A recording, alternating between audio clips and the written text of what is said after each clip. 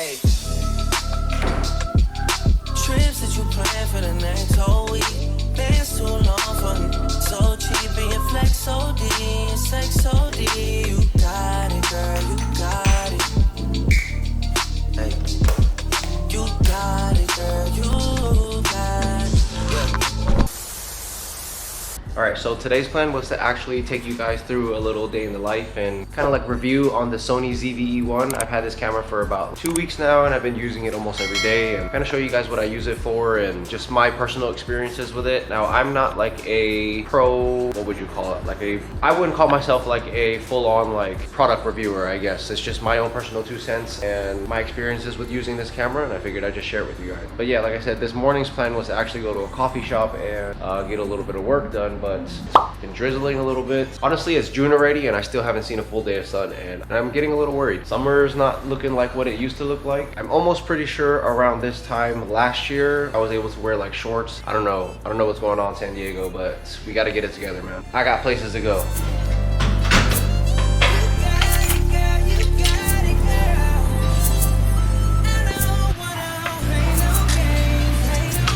So we actually just pulled up to Hinar Cafe. I think that's how you pronounce it. It's actually a new dessert bar and cafe that just opened up. We're gonna stop by here, grab a coffee real quick, do a little bit of admin work, answer some emails. I'll actually grab a little dessert and surprise Shar when she gets home, because I know she loves places like this. They don't open for another like 5 minutes, but yeah, as soon as they open up, we'll hop in there and I'll show you guys what it looks like, and yeah, we get to working.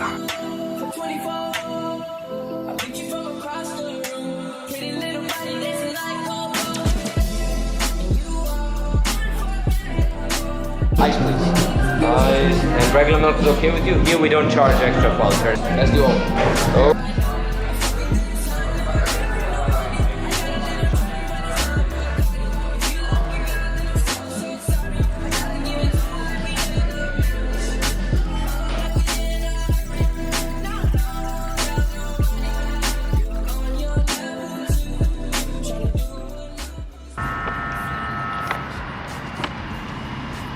Alright, so we just finished up with Hinar and I'm going to give that a 10 out of 10. That was actually really nice. The coffee in itself, I got the brown sugar latte, and it's probably a little sweet for what it is, but I like my coffee a little bit sweet, so I didn't mind it at all. I'm assuming for somebody like Shar, she probably wouldn't want something that sweet. But yeah, the ambiance was amazing. Honestly, love working at coffee shops. There's something about the atmosphere that just gets me kind of ready to go for the day. But yeah, since we are outside, once we get to the next location, I'll throw on the shotgun mic that I have and let you guys kind of see how the internal mic versus the shotgun mic actually works, or how they differ, and see which one sounds better. Well, this is essentially going to be my vlogging camera, so I wanted to give you guys a real life test of kind of what it sounds like when you're actually using it. This is the internal mic on the Sony ZV-E1, and I don't know how it sounds obviously right now, but hopefully it sounds pretty good. And then right now I actually have the Sony, I think it's the ECM B10 or something like that, the shotgun mic. And I'll throw this guy on right now so that you guys can hear the difference in how the internal mic compares to kind of a shotgun mic. Alright, so this is with the shotgun mic on. I took off the little dead cap for the internal mic, and if this internal mic is as good as the shotgun mic, I'm gonna say that this is gonna be a real game changer for some vloggers or content creators out there who don't want to have to always carry like a shotgun mic on top of their camera and just want something easy to pick up and go. What do you guys think of the sound quality? This is the shotgun mic, and this is back to the internal mic. Oh, I forgot to put this guy back on. But yeah, we're back to the internal mic, and you guys let me know what you guys think. If the internal mic audio is going to be usable compared to, you know, having to carry around a shotgun mic.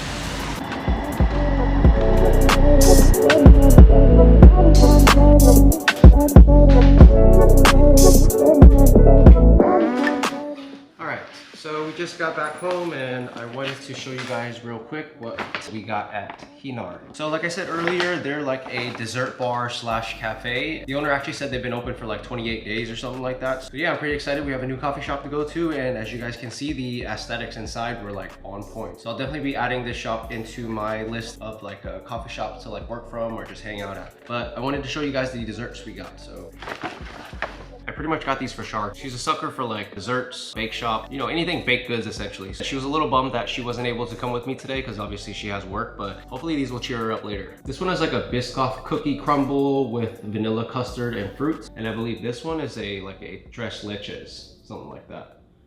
So we'll go ahead and toss these in the fridge and we'll surprise her later when she gets off of work. So currently I have to get some chicken marinated for tonight's dinner and this week's meal prep. And then after that, I actually have to head down to the gym to get my daily steps in. So yeah, let's change out of this and let's get the day moving. When I feel what I feel, sometimes it's hard to tell you so. You may not be in the mood to learn what you think you know. There are times when I find you wanna keep yourself from me. When I don't have the strength, I'm just a mirror of what I see.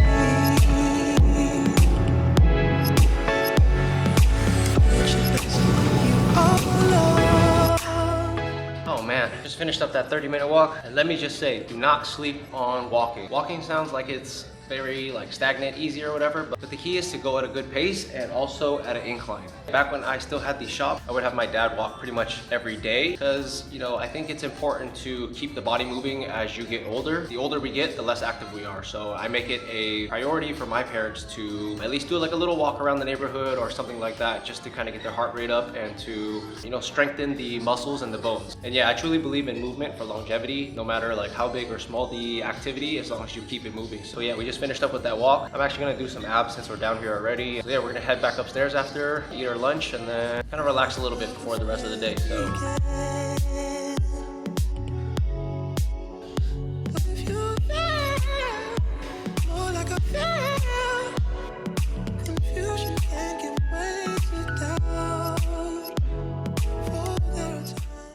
All right, so this is what we're having for lunch today. This is actually a lemon pepper recipe that we found online, and honestly, it's not too bad.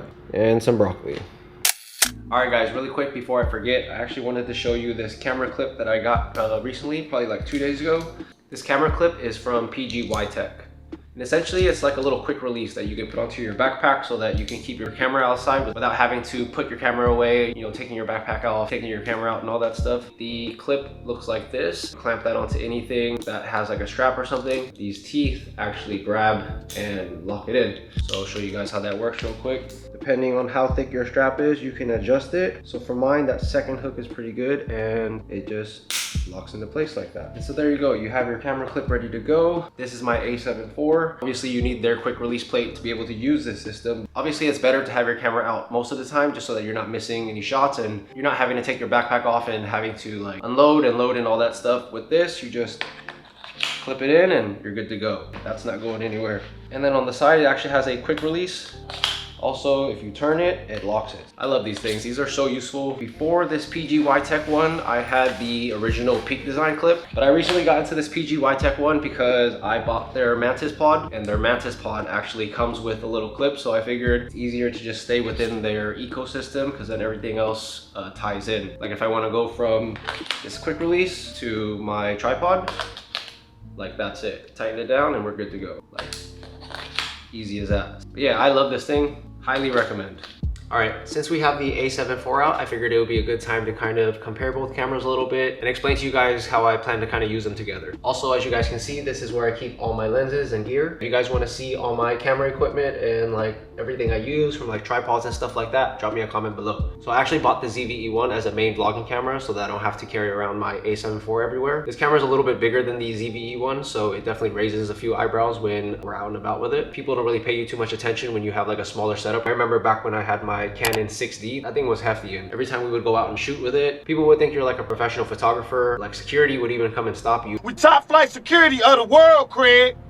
Shit. You know, they think you're professional and you're using photos without their permission or something like that. With the smaller ZV-E1, I feel like you can kind of get away with things a little bit more, especially when you're out in public. Oh, and especially, let's say for example, if you pair it with like a really small lens, you can definitely get away with being a little bit more discreet. It just looks like any old regular like point and shoot DSLR. But it's not. Also, the internal mic on the A7 IV isn't as good because it wasn't really designed for vlogging or anything like that. So essentially, you would have to carry around like a shotgun mic or, you know, some kind of external mic. For somebody like me, sometimes I like to just be discreet. You know, I just want to be able to kind of run and gun and get my shots. And, you know, as previously mentioned before, especially when you have a larger camera, you have like a mic setup, it kind of looks a little crazy, and that's when you really start to get some looks, especially when you're like out and about. So yeah, also one of the main differences on this camera to the ZV-E1 is that this has a electronic viewfinder. And I honestly am a huge fan of the electronic viewfinder, and I pretty much use it all the time on this camera to check for sharpness and to see if like I nailed focus. But that's pretty much primarily on photo. But since I'll be using the ZV-E1 for vlogging and vlogging only, the trade-off for a smaller camera body is all good with me. So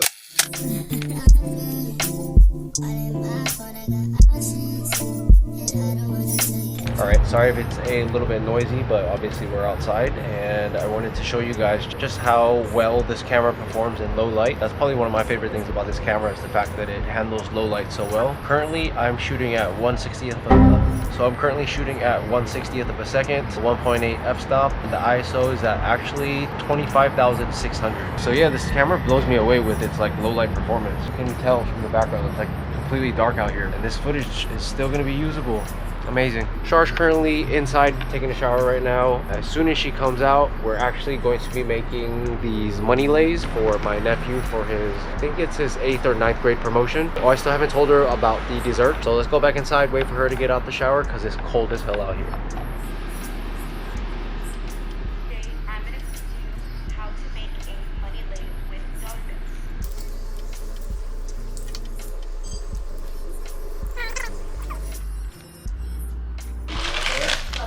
One eternity later. This is cool.